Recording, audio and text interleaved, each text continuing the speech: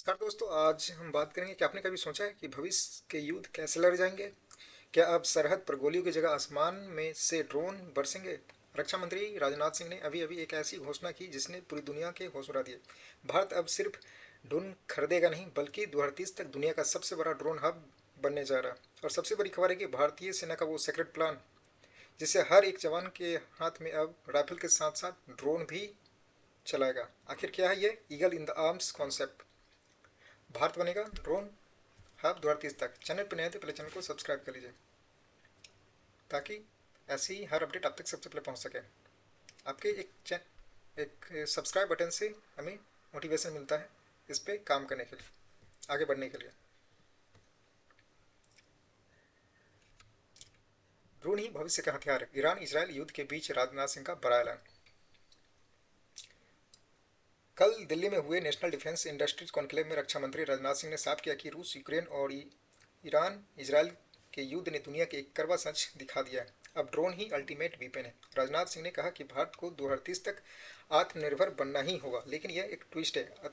आत्मनिर्भरता सिर्फ ड्रोन बनाने में नहीं बल्कि उसकी पार्ट पुर्जे में भी चाहिए, यानी बैटरी से लेकर सॉफ्टवेयर और मोटर तक, और सब कुछ मेड इन इंडिया, ताकि हमें चीन या किसी और देश पर निर्भर न रहना पड़े। लेकिन सबसे सेंसेशनल खबर है, सेना के अंदर से ही आ रही है कि आर्मी चीफ ने ईगल इन द आर्म नाम का एक नया मिशन शुरू किया है। इसका मतलब जानते हैं? जैसे ही हर एक सैनिक को राइफल चलाना सिखाया था, वैसे ही अब सेना के हर जवान को ड्रोन उड़ाना सिखाया जाएगा और सिखाया जा रहा है। 19 ट्रेनिंग हब है। देहरादून की आईएमए से लेकर चेन्नई की ओटीए तक 19 बड़ी केंद्रों पर जवानों को ड्रोन की ट्रेनिंग दी जा रही है। 27 तक टारगेट है भारत का हर जवान एक कुशल ड्रोन ऑपरेटर पायलट हो। ड्रोन की ताकत। अब हमारे जवान घने जंगलों या पहाड़ों के पीछे छिपे दुश्मन को बिना अपनी जान जोखिम में डाले एक छोटे से नैनो ड्रोन के जरिए देख पाएंगे और उन्हें वहीं ढेर पर कर पाएंगे। ये खबर अद्भुत है। क्यों? क्योंकि अब भारतीय सेना ड्रोन प्लाटून बना रही है। पैदल सेना हो या आर्टिलरी, हर जगह ड्रोन्स का जाल होगा। भारत अब नागास्त्र जैसे कॉमिकेज ड्रोन और शेषनाग और जैसे स्वार्म ड्रोन्स तैयार कर रहे हैं जो दुश्मन को रडार को चकमा देकर हजारों की संख्या में हमला कर सकते हैं। ये भविष्य की ये डिजिटल सेना है जिसे टकराने की हिम्मत अब चीन या पाकिस्तान नहीं करेगा। तो दोस्तों, ये आपको क्या आपको लगता है कि भारत 2030 तक ड्रोन की दुनिया का राजा बन जाएगा? और क्या हमारे जवानों का ड्रोन पायलट बनना युद्ध का नक्शा बदल देगा? अपनी राय कमेंट जरूर बताएं। और ऐसी ही रक्षा और राजनीति से जुड़ी खबरों के लिए सब्सक्राइब करें अद्भुत फैक्ट न्यूज। जय हिंद। ये तो था।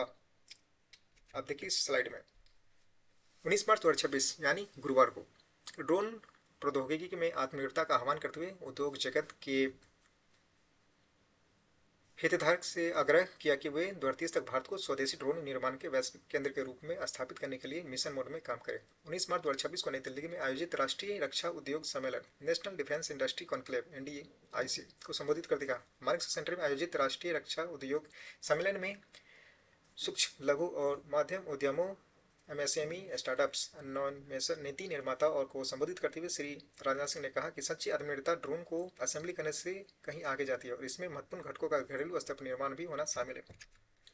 उन्होंने कहा सांचों से लेकर सॉफ्टवेयर, इंजन और बैटरी सब कुछ भारत में ही उत्पादित होना चाहिए। उन्होंने इस बात पर जोर दिया कि देश में अभी भी ड्रोन के प्रमुख घटकों के लिए आयात पर विशेष रूप से चीन बहुत अधिक निर्भर है। रूस यूक्रेन युद्ध और ईरान इसराइल के बीच चल रहे तनाव के कारण वैश्विक संघर्षता और हवालों को देते हुए रक्षा मंत्री ने कहा कि इस पर घटनाओं ने ड्रोन रोधी प्रणालियों को आधुनिक युद्ध में निर्णायक उपकरण के रूप में स्थापित कर दिया है। उन्होंने इस बात पर जोर दिया स्थापित कर दिया कि उन्होंने इस बात पर जोर दिया कि भू राजनीतिक अनिश्चितता के बीच रणनीतिक स्वायत्तता सुनिश्चित करने के लिए रक्षा तैयारियों और को मजबूत करने के लिए एक मजबूत घरेलू ड्रोन और इकोसिस्टम बनाने का महत्वपूर्ण है। भविष्य की लड़ाइयों में एंटी ड्रोन की भूमिका सबसे ज़्यादा महत्वपूर्ण होने वाली है। इसलिए भारत को ड्रोन निर्माण के क्षेत्र में एक ऐसा इकोसिस्टम तैयार करना जिससे हम पूरी तरह आत्मनिर्भर हो। आज हम इस वीडियो में बताएंगे कि भारत के वो कौन सी ड्रोन है जो दुश्मन पे भारी पड़ा है और आगे भी भारत इस पे लंबी तैयारी कर रही है। इस इस कार्यक्रम के दौरान डिफेंस इंडिया स्टार्टअप्स चैलेंज डीआईएससी 14 के संस्करण में innovation for defence excellence framework के तहत अदिति चैलेंज के चौथे संस्करण का शुभारंभ किया गया था। रक्षा क्षेत्र में नवाचार को बढ़ावा देने के लिए कुल 107 समस्या विवरण प्रस्तुत किए गए। उन्होंने कहा, आज के परिदृश्य में स्वचालन, कृत्रिम बुद्धिमत्ता, AI intelligence, robotics and additive manufacturing जैसे नवाचार वैश्विक विनिर्माण क्षेत्रों को नया आकार दे रहे हैं। इसके अलावा डिजिटल ट्विन और सिमुलेशन टूल जैसी नई नई संभावनाओं को द्वार खोल रही है। डिजिटल ट्विन में मूल रूप से वास्तविक दुनिया और प्रणाली के एक आभासी मॉडल बनाना शामिल है। ऐसी प्रौद्योगिकियां हमें जटिल प्रणालियों को बेहतर ढंग से समझने, अधिक जानकारी पूर्ण निर्णय लेने में सक्षम बनाती है। उन्होंने देश के सभी स्टेक होल्डर्स से उन्होंने आग्रह किया कि मिशन मोड में इसे लक्ष्य प्राप्ति के लिए काम करना चाहिए। घटक पर राजन ने जोर दिया, केवल पार्ट पुर्जा, सॉफ्टवेयर, इंजन, बैटरी यदि नहीं, लगभग हर चीज एक एक जो उसमें यूज होता है सब भारत में ही बनने चाहिए। युद्ध की परिस्थिति को देखते हुए ये भारत के रक्षा मंत्री का यह आह्वान है, चीन पर निर्भरता कम करना। रक्षा मंत्री ने कहा, यदि भविष्य में जब चीन से कभी या पाकिस्तान से युद्ध हो तो उस पर निर्भरता न रहना पड़े। रक्षा ने स्वीकार किया कि देश को कई देश वर्तमान में महत्वपूर्ण पूर्ति पर चीन पर निर्भर है, जिसे भारत को स्वदेशी विनिर्माण माध्यम से बदलना होगा। एमएसएमई स्टार्टअप्स का समर्थन। सरकार ने ड्रोन के क्षेत्र में नवाचार को बढ़ावा देने के लिए अदिति चैलेंज 4.0 और 14 डिफेंस स्टार्टअप चैलेंज को जैसे कार्यक्रम की शुरुआत की है। यह है पीडीएफ, आप कहेंगे तो मैं अपने ग्रुप में भेज दूंगा। तो पहले सबसे पहले चैनल को सब्सक्राइब और कमेंट में बताएं कि मुझे पीडीएफ चाहिए। भारतीय सेना ने ड्रोन संचालन के लिए अपनी संरचना में कई बड़े बदलाव किए। अब लगभग हर स्तर पर ड्रोन इकाइयां तैनात है। अश्विन प्लाटून, ये लगभग 380 इन्फेंट्री बटालियन के भीतर बनाई गई समर्पित ड्रोन इकाइयां। इनकी मुख्य काम है निगरानी रखना और कामिकाजे सुसाइड ड्रोन चलाना। भैरव, ये नई कमांडो यूनिट्स हैं जिनमें लगभग 250 से अधिक सैनिक होते हैं। ये units PV first person view drone का उपयोग करके दुश्मन के ठिकाने पर सटीक हमले और छापेमारी करती है। शक्तिवान रेजिमेंट, यह आर्टिलरी तोपखाना का हिस्सा। यह विशेष ड्रोन स्ट्राइक फॉर्मेशन जो लंबी दूरी के यूएवी और स्वार्म ड्रोन से लैस जो 500 किलोमीटर तक की मार कर सकते हैं। रुद्र ब्रिट की ऐसी इकाई है जहां पैदल सेना ट्रैक ड्रोन इकाइयों के साथ मिलकर काम करती है। दिव्यास्त्र, ये तोपखाना की ऐसी टीम है जो ड्रोन के जरिए दुश्मन का पता लगाती है कि तुरंत अपनी तोपों या लॉटरिंग मिशन को से उन्हें नष्ट कर देती है। सेना अब तक लगभग 1 लाख से अधिक सैनिकों को ड्रोन चलाने और रख रखाव के लिए प्रशिक्षित किया। भारतीय सेना में बड़े बेड़े में शामिल है नगास्त्र 1, हिरोन और अन्य जैसे शेषनाग। बहुत सारे ड्रोन शामिल किए जा चुके हैं। शेषनाग, यह भारत का पहला स्वदेशी ड्रोन या lautering mission Nagpur solar industry द्वारा निर्मित है। नगास्त्र 1, इसे दुश्मन के ठिकानों, ट्रेनिंग कैंप और घुसपैठियों आत्मघाती हमले करने के लिए बनाया गया।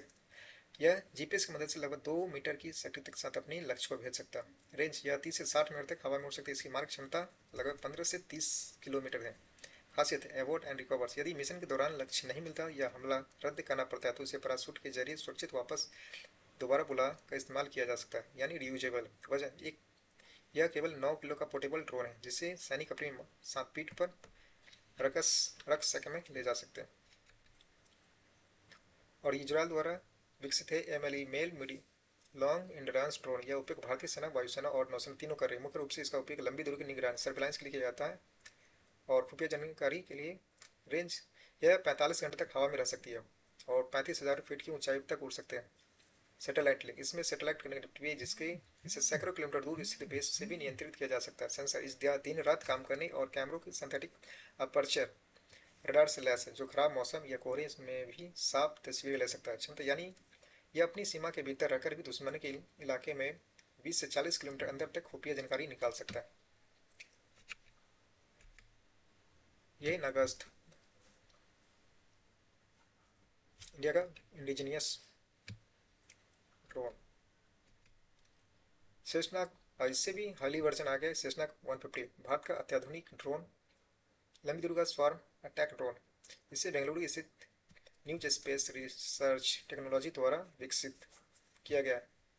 सेस्ना 150 की ऑपरेशनल रेंज या 1000 किलोमीटर से अधिक की दूरी तय कर डीप स्टैक तक हम ठिकानों पर हमला करने में सक्षम है। उड़ान का समय, यह लगभग हवा में लगभग लगातार 5 घंटे से अधिक समय तक रह सकता है। इससे लक्ष्य के ऊपर काफी समय तक मंडरा सकता है। पेलोड, इसमें प्रत्येक ड्रोन 25 से 40 किलोग्राम का वॉरहेड एक्सप्लोसिव ले जा सकता है जो सैन्य बुनियादी ढांचे और वाहनों को नष्ट करने के लिए पर्याप्त है। स्वार्म टेक्नोलॉजी, ये इसकी सबसे बड़ी ताकत है कि स्वार्म, झुंडों में काम करना, दर्जनों ड्रोन एक साथ मिलकर दुश्मन की एयर डिफेंस सिस्टम को भ्रमित कर देना बिना जीपीएस के उड़ान। यह ड्रोन विजुअल नेविगेशन सिस्टम से लैस है, VNS, जिसका अर्थ है यदि दुश्मन जीपीएस सिग्नल को जैम कर देता है तभी अपना रास्ता ढूंढ कर निकाल सकता है।